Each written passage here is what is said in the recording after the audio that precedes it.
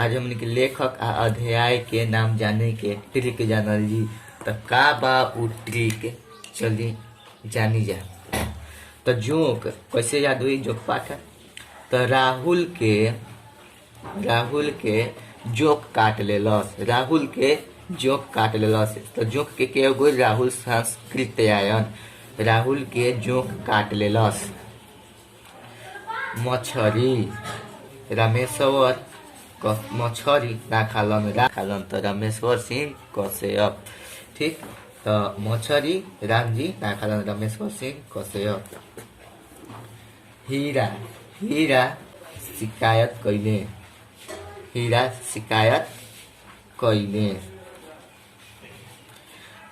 के उ हमारा के डोमवा कहता। का कहता? डोमवा कहता। हीरा शिकायत कैले के डोमवा कहता। शिकायत से हीरा शिकायत कैले। महेंद्र शास्त्री, तो महेंद्र उधान कब कटी है? महेंद्र उधान कब कटी है? तो उधान से हो जाई उत्थान। तो महेंद्र उधान कब कटी है? तो मोर निवास में मिश्री नइखे। तो मोर निवास में मिश्री नइखे। दुकान पर जब गइल बड़न विद्या जी तब कहले बड़े मोर निवास में मिश्री नइखे। तो ऐसे हो गइल मनिक मोर फेरैले विद्या निवास मिश्र। क्या हो गइल? विद्या निवास मिश्र। एक बेर प्रभुनाथ डॉक्टर बन गइले। माने पढ़ल लिखल ना रहन, केहू के झूठों के डॉक्टर बन गई, झूठली डॉक्टर बन गईले। एक बेर प्रभुनाथ डॉक्टर बन गईले। ऐसे हो गई कि साल में एक बेर प्रभुनाथ सिंह, साल में एक बेर डॉक्टर प्रभुनाथ सिंह। आगे कपिल से उनकर माई कहतरी कि बबुआ उठ भोर हो गईल।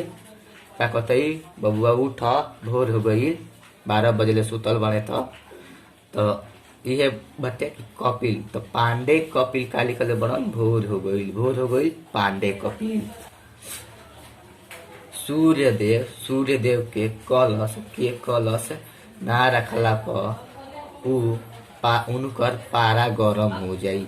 सूर्यदेव के कलश ना रखला पर उनकर पारा गरम हो जाई। तो ये से हो गई प्रेम के कलश सूर्यदेव पाठक पराग।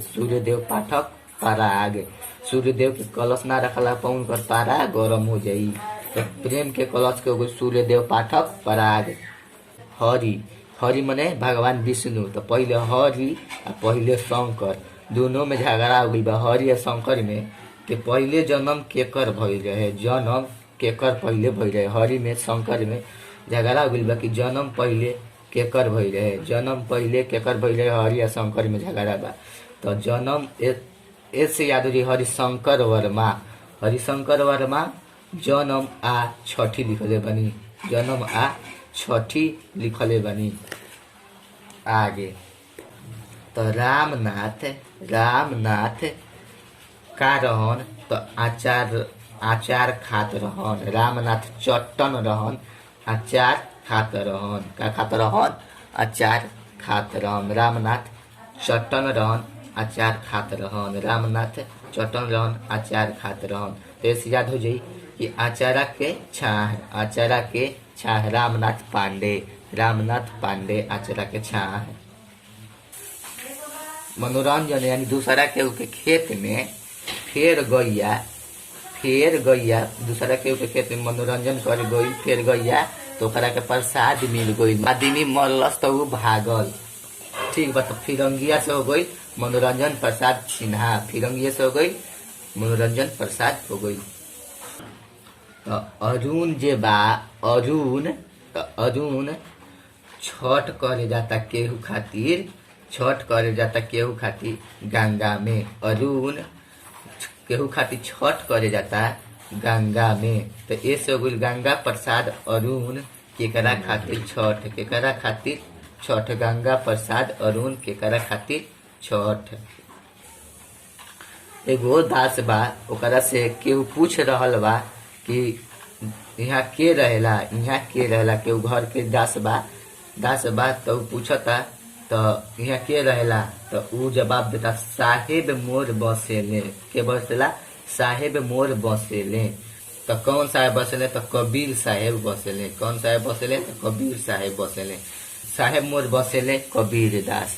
साहेब मोर बसेले कबीर दास। अब गीतांजलि।